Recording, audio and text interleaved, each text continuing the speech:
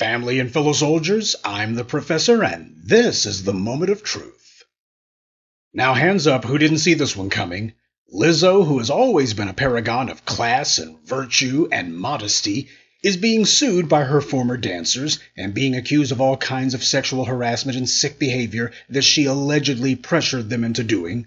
And a lot of these accusations center around allegations that Lizzo pressured these former dancers into performing lewd and perverted acts with other women, even after these women said that they made it clear they didn't want to do it.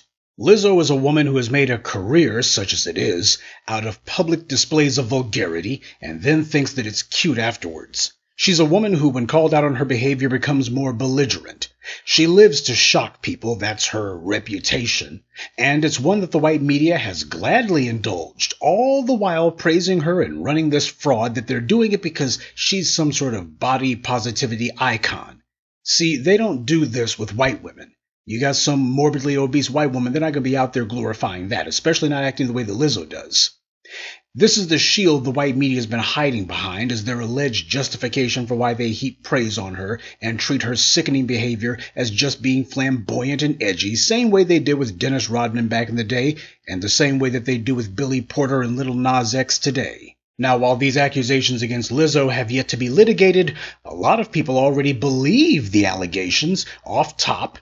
And you can't really blame them. Lizzo has spent many years making her name synonymous with raunchy degeneracy and doing it through her own personal behavior. Lizzo shows no respect for herself or for the people who she subjects to her vulgar displays, so of course she shows no respect for the people who perform on stage with her. A lot of black people think that it's cute to stick up for people like Lizzo no matter what they do. A lot of black people make excuses for people like her because in their minds, they're actually making excuses for their own behavior. A lot of black people, and this means black women who are part of the hood rat contingent, they see Lizzo as their own avatar. And she doesn't have to be a good entertainer, all she has to do is get white media attention, and they think she's just fine. That's enough for a lot of them, not our best and brightest to be sure, and they will pledge their eternal loyalty to her and make excuses no matter what. They look at her and see themselves morbidly obese, trashy, disgusting behavior, and being belligerent when called out for it. People who don't want standards of any kind will naturally lean in the direction of people who they see acting like trash and seemingly getting away with it. Now, in the black grassroots, we've always seen Lizzo for who and what she is. And again, while these allegations are not proven, the fact that they're even happening at all is a problem in and of itself. Given how she's behaved, especially as it pertains to sexual behavior, she has no one to blame but herself for how easy she's made it to be readily believed. But it's been all these enablers out here in black society who also bear blame. Yes, Lizzo is a product of the white media, and they will gladly glorify her degeneracy because she fits the bill, but there's too many black people who have played along with it too. So where are they at now? Will they stick up for her and say that these women who used to perform with her are just a bunch of haters? Will the white media who's been glorifying her be saying believe all women now? Why are we, in particular, inundated with trash like Lizzo? Because white power wants people like her to be in our midst. And with such a terrible economic imbalance between black people and this white supremacist society, they can send in the clowns almost to infinity. White media companies subsidize her, their media mouthpieces glorify her, and their pseudo-academics and pretend social commentators rationalize and even dignify her behavior. And of course they pay people like this millions of dollars because that's a crucial part of credentializing them. See, the word credential comes from the Latin root word cred, which means believe or trust.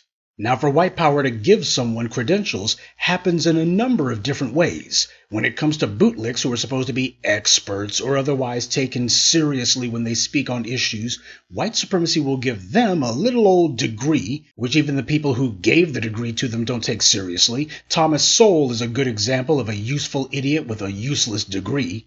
But there's other forms of giving somebody credentials too. When people see some fool who practices degenerate behavior getting easy music deals and easy TV show contracts and easy fame, and most of all getting what seems to be easy money from white power, That conditions people to lend their belief and their trust to some fool who's saying to be shameless about shameful behavior. In fact, money is the quickest way to bestow credibility on someone because people already believe that if a person has money, it's completely due to them being smarter than everyone else, or as the white media tries to tell us, they're certainly harder working or whatever. And in a world where there's a huge gulf between the haves and the have-nots, it's pretty straightforward to get people to believe that they should listen to some rich idiot showing her morbidly obese, cellulite-riddled behind to the whole world because she's got a music contract and the white media shows her putting on concerts all over the world, hobnobbing with the rich and famous, so when she says whorish behavior works, a lot of people will tend to believe it. Money alone credentializes a lot of these white supremacist bootlicks. With all this white noise going on, of course, a lot of weak-willed and weak-minded people in our community will start talking stupid and excusing away what she does, but a lot of the people who defend her are actually defending their own putrid behavior. They see themselves in her. Since they can't elevate their gutter mentality, they will eagerly help Lizzo glamorize her own. The white media uses bottom feeders like Lizzo to sow the seeds of dysfunction in our community, and this is how they derange our internal politics. Since their media is all over the place, they're able to easily carpet bomb us with lies that the valedictorian and the class clown of the black community are equals, that in our community the town skank and a respectable black woman are equally valid. This is the white media propaganda they push on us, and when they push their lies, they always get a black person to sell the soap. This is why, as the black grassroots, we don't follow these celebrities. We know who pulls their strings. We know who selected them. We know who put money into them to make them a thing and who's keeping them propped up. When talking about Lizzo's legal problems, many of you have invoked my axiom that when white power is done with its tool, it breaks its tool.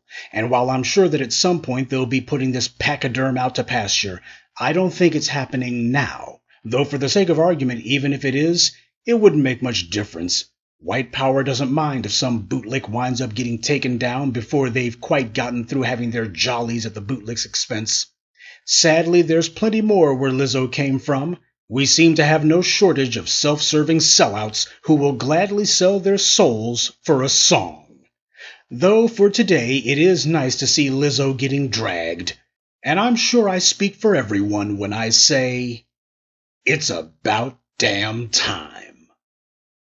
Good day, and be one. I'd like to take a moment to mention some of our contributors.